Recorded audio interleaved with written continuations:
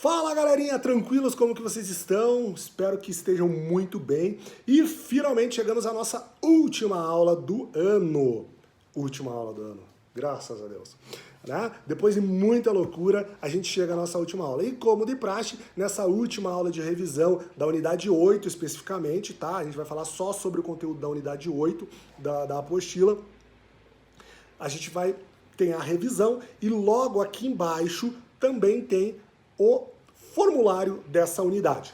Para quem ainda não fez o formulário da unidade anterior, que é a primeira avaliação desse bimestre, volta algumas aulas atrás, aí lá na semana 4 de revisão, também no link embaixo lá, tá para vocês o formulário. Lembrando que nesse bimestre nós teremos apenas os 2 formulários para serem respondidos, beleza? Vamos lá então. Esse bimestre nós falamos sobre muita coisa, a gente continuou falando ainda sobre atividades de lazer, lembrando que na unidade 7 a gente falou sobre os esportes, né? O punhobol, o softball, algumas modalidades que podem ser utilizadas como lazer. E na unidade 8, especificamente, a gente falou ainda por dentro do universo lúdico, né? A gente falou sobre alguns jogos e brincadeiras, né? De mesa e tabuleiros. Então a gente pode chamar de jogos de mesa aqueles nos quais a gente usa apenas o suporte físico, né? Simplificado. Já os jogos de tabuleiro são aqueles que precisam de um suporte mais elaborado, o próprio tabuleiro, para que ele possa ser jogado, possa funcionar. Apesar dessas diferenças, então, existem características em comum entre essas modalidades. Foi o que a gente falou, então, né? Há uma pequena diferença ali entre jogos de mesa e os jogos de tabuleiro. Mesa é onde a gente só utiliza o suporte para jogar, onde, por exemplo, eu chego na mesa ali, coloco ali e jogo. Então, alguns exemplos de jogo de mesa, né? Jogos de carta, dominó, pega-vareta, entre outros. Jogos de tabuleiro, xadrez, gamão, que utilizam, sim, uma estrutura física para que ele possa ser executado. A gente falou também sobre jogos de dado. O que são isso, né? Os dados são objetos utilizados há muito tempo, né, pelos seres humanos e para os demais diversas finalidades, né, como adivinhações, apostas e etc. Então já era utilizado antigamente.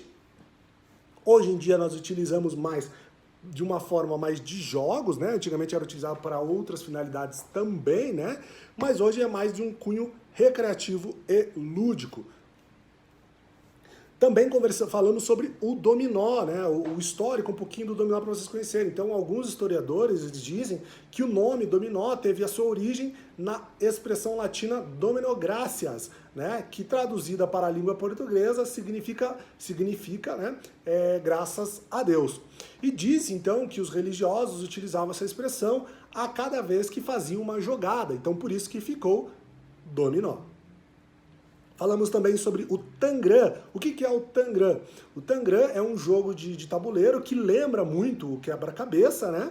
Mas, ao contrário do quebra-cabeças, o quebra-cabeças tradicional, né? Ele tem um final único, né? E nesse jogo é possível você criar mais de 1.600 figuras. Ou seja, no quebra-cabeça normal, você vai montar ele lá e você vai ter aquela figura, aquela imagem, sempre. Você pode desmontar e vai montar ele sempre. Já no tangram, você tem 1.600 possibilidades de figuras e formas para serem montadas, certo? Também conversamos sobre os jogos de tabuleiro na história. Então, os jogos de tabuleiros, eles estão presentes na história da humanidade há muitos milênios, né? Inclusive, há referências a eles nas pinturas das tumbas egípcias, né? Como a rainha Nefertiti, né, que viveu entre os anos 1295 a 1255 antes de Cristo. Indícios, então, que outros jogos, como o Senet, que é um jogo de passagem, foram encontrados em tumbas com mais de 3.000 anos na região em que hoje é o Iraque, né? Então, o jogo real de Ur era praticado então desde 2500 antes de Cristo. Falamos um pouquinho também do xadrez, né, que surgiu há muito tempo e não tem como saber ao certo quem inventou o jogo, né? Esse mérito já foi atribuído aos chineses, egípcios, persas, árabes e até mesmo a Aristóteles e ao rei Salomão. Uma das versões, né, mais aceita sobre a história do xadrez indica que o jogo deve ter surgido então por volta de 3.000 anos antes de Cristo, né, por conta de pinturas indianas que retratavam pessoas jogando algo muito parecido, algo muito semelhante. E também falamos então, por último, da Mancala, né, que é um outro jogo. O que era Mancala? Então o nome do jogo, né, ela tem origem à palavra árabe Nakala, que traduzida para português significa, né, mover. Então trata-se de uma família uma família de aproximadamente 200 jogos, agrupados, né, como jogos de semeadura ou de colheita, praticados então no continente africano desde os anos 2000 a.C. Inicialmente, então, os trabalhadores rurais jogavam a Mancala nos momentos de lazer. Então, os buracos que hoje fazem parte dos tabuleiros eram feitos então na terra. E as peças utilizadas eram sementes.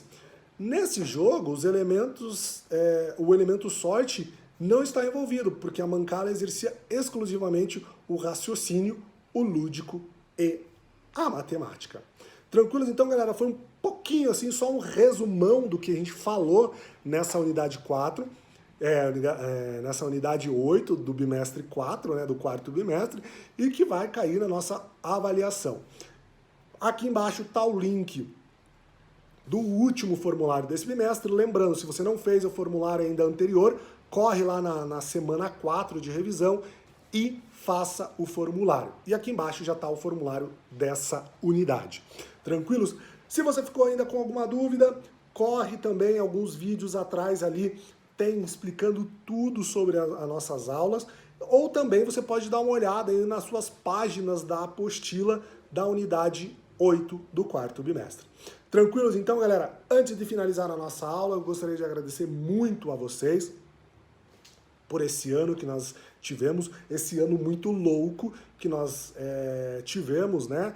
Foi difícil para todos nós, para vocês alunos, para nós professores, mas graças a Deus conseguimos finalizar mais essa etapa. Tranquilos? Vamos conversar ainda novamente, mas gostaria já de desejar a vocês boas festas, se cuidem, boas férias, né? Por mais que a gente não vá poder viajar ou sair muito, mas pelo menos vocês vão poder desligar um pouquinho dos estudos, né? E só curtir, beleza? Então, galera, muito obrigado, agradeço a todos, não deixem de fazer as avaliações, fiquem bem e até uma próxima.